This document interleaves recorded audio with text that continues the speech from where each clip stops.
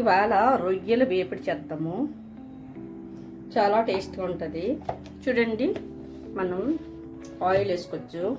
కళాయిలోని నువ్వుల నూనె వేసుకుని వేపుకుంటే చాలా టేస్ట్గా ఉంటుంది.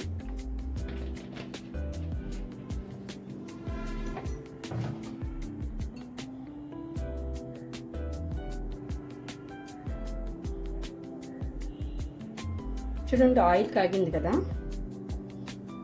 మనం ఆయిల్ కాగినప్పుడు ఎప్పుడు కూడా నీట్గా చూడండి రొయ్యలు వేసేద్దాం.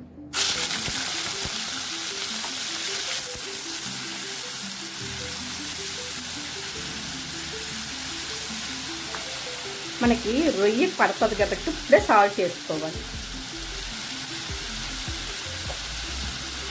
మనం సాల్ట్ అది వేసుకుంటే రొయ్యకి గట్ట పడుతుంది, చాలా టేస్ట్గా కూడా ఉంటుంది. సాల్ట్ తగినంత వేసేసుకోవాలి.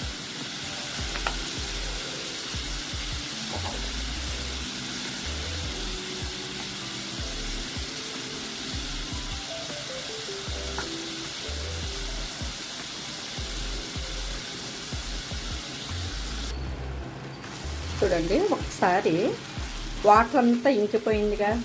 ఇప్పుడు వాటర్ అంతా ఇంకిపోయినప్పుడు మనం అల్లం వెల్లుల్లి, చూడండి అల్లం వెల్లుల్లి పేస్ట్,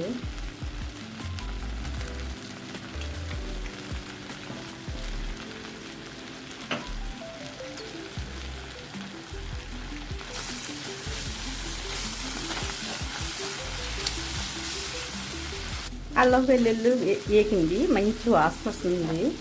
అల్లం వెల్లుల్లి వేగిన తర్వాత మనం మసాలాలు వేసుకోవాలి. మసాలా పొడి వేసుకోవచ్చు. చూడండి, మసాలా పొడి కొంచెం ఎక్కువే పడుతుంది. పసుపు కొంచెం బాగా వేగిన తర్వాత ఉల్లిపాయ పేస్ట్ అనమాట, ఆనియన్ పేస్ట్ వేస్తున్నాను.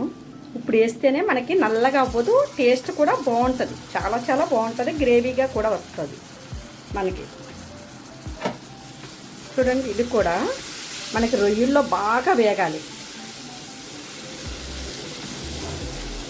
చూసారా ఈ రొయ్యల ఫ్రైకి ఎలాగంటే, చూడండి గసగసాల పొడి,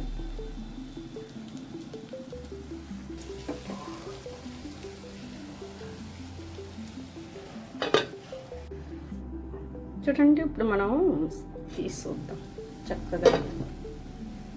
వావ్, చూడండి ఇప్పుడు ఫ్రై అయిపోయింది కదా. చూడండి చక్కగా బ్రౌన్ కలర్ వచ్చింది. ఇలా కలర్ రావాలి. ఇలా బ్రౌన్ కలర్ వస్తే అప్పుడు మనం కారం వేసేసుకుని దించేసుకోవడం. చూడండి పచ్చిమిర్చి,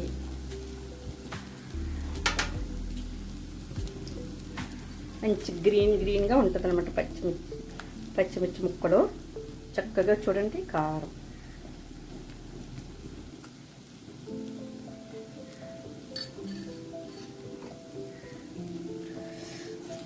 ఒక్క 5 నిమిషాలు ఇలాగా పెట్టేసుకొని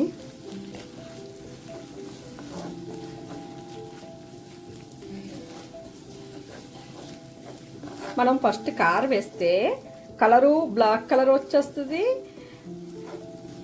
మంచి ఫ్లేవర్ కూడా మంచిగా రాదు, మాడిపోయిన వాసన వస్తుంది. ఇది చూడండి ఇలాగ ఫ్రై చేసుకుంటే రొయ్యల ఫ్రై చాలా టేస్ట్గా ఉంటుంది, రుచిగానే ఉంటుంది, మంచి కమ్మగానే ఉంటుంది, మాడి వాసన రాదు, మనకి కలర్ఫుల్గానే కూడా ఉంటుంది, బాగుంటుంది.